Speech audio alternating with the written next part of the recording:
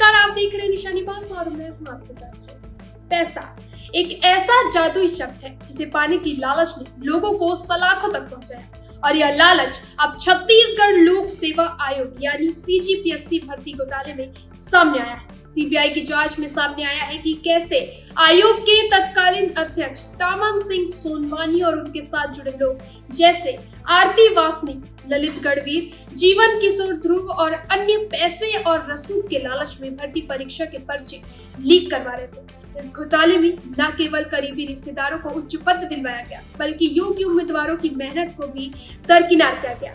CBI ने special court में 2000 पन्नों का पूरक चालान पेश किया है जिसमें इस घोटाले की हर झलक सामने आई है। आज हम आपको बताएंगे कैसे पैसा और लालच ने सरकारी भर्ती प्रक्रिया को प्रभावित किया, कौन थे इसके मास्टरमाइंड और किस तरह योग्य उम्मीदवारों के हकों को नजरअंदाज किया गया। चलिए विस्तार से जानते हैं CGPSC भर्ती घोटाले की पूरी कहानी। छत्तीसगढ़ लोक सेवा आयोग भर्ती घोटाला 2021 की परीक्षा से शुरू हुआ। प्रारंभिक परीक्षा 13 फरवरी 2022 को हुई थी, जिसमें कुल 171 पदों के लिए 2565 अभ्यर्थी पास हुए। इसके बाद मई 2022 में मुख्य परीक्षा आयोजित हुई, जिसमें 509 उम्मीदवार सफल हुए। अंत में 11 मई 2023 को 170 अभ्यर्थियों की चयन सूची जारी हुई।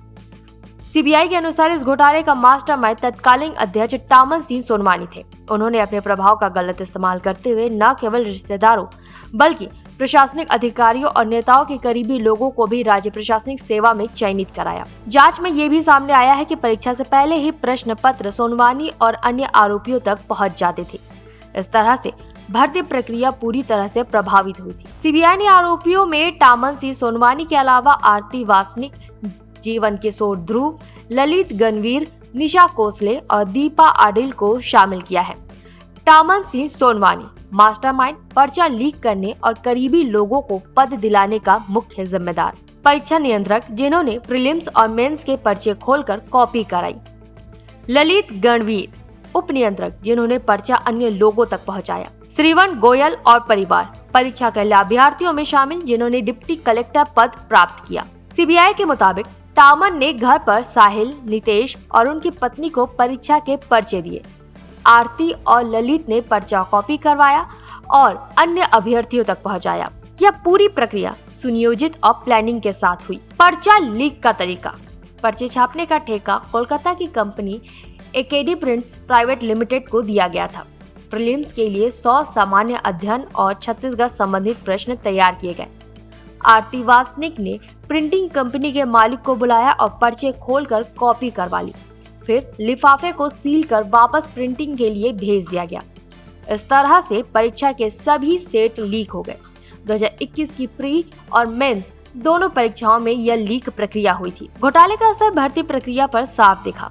योग्य उम्मीदवारों की अनदेखी करके टामन और अन्य आरोपियों ने अपने करीबी लोगों को डिप्टी कलेक्टर, DSP और अन्य उच्च पदों पर नियुक्त किया। इस घोटाले के कारण चयन सूची में भाई भतीजावाद और राजनीतिक रसूख का व्यापक प्रभाव नजर आया। सीबीआई जांच और सबूत। सीबीआई ने अपनी जांच में कई दस्तावेज और आपत्तिजनक साक्ष्य बरामद किए। 2000 पन्नों का पूरक आरोप पत्र, गवाहों के बयान, परीक्षा पर्चे की कॉपी और सील दस्तावेज। जांच से पता चला कि ये पूरी योजना सुनियोजित थी और केवल 1-2 लोगों का काम नहीं था। यह भर्ती प्रक्रिया में बड़े पैमाने पर भ्रष्टाचार का मामला है। अब तक कुल 12 आरोपियों को गिरफ्तार किया गया। सभी आरोपी न्यायिक रिमांड में जेल में हैं। सीबीआई की रिपोर्ट में साफ कहा गया है कि ये मामला केवल 2021 भर्ती परीक्षा तक सीमित नहीं है, बल्कि 2020 से 2022 तक की सभी भर्ती प्रक्रियाओं में समान पैटर्न दिखाई देता है। विशेषज्ञ मानते हैं कि पूरक चालान से घोटाले की गुत्थी और गहरी हो गई है और आगे बड़े नाम भी सामने आ सकते हैं। कई शिक्षा विशेषज्ञ और राजनीतिक विश्लेषक इस घोटाले की गंभीरता को लेकर चिंतित हैं। इस घोटाले ने सिस्टम पर विश्वास को कमजोर किया। योग्य अभ्यर्थियों के लिए न्याय और पारदर्शिता खतरे में पड़ी। राज्य सरकार ने इस मामले की गंभीरता को देखते हुए तुरंत सीबीआई को जांच सौंपा। ये मामला प्रशासनिक प्रणाली में पारदर्शिता और भ्रष्टाचार की लड़ाई के लिए मील का पत्थर साबित हो सकता है। सीबीआई जांच जारी है और भी बड़े बड़े नाम सामने आ सकते हैं। आयोग की भर्ती प्रक्रिया में सुधार और अधिक पारदर्शिता सुनिश्चित करने की आवश्यकता है। भविष्य में इस तरह के घोटालों को रोकने के लिए नई नीतियां लागू की जा सकती है। तो ये थी सीजीपीएससी भर्ती घोटाले की पूरी कहानी। एक तरफ योग्य उम्मीदवारों की मेहनत बेकार, वहीं दूसरी तरफ भाई भतीजावाद और भ्रष्टाचार ने उच्च पदों पर पहुंचने के अवसर छीन लिए। सीबीआई की जांच जारी है और जल्द ही और भी बड़े खुलासे सामने आने की उम्मीद है। हम इस घोटाले पर आगे भी आपको अपडेट देते रहेंगे। फिलहाल के लिए देखते रहिए निशानेबाज।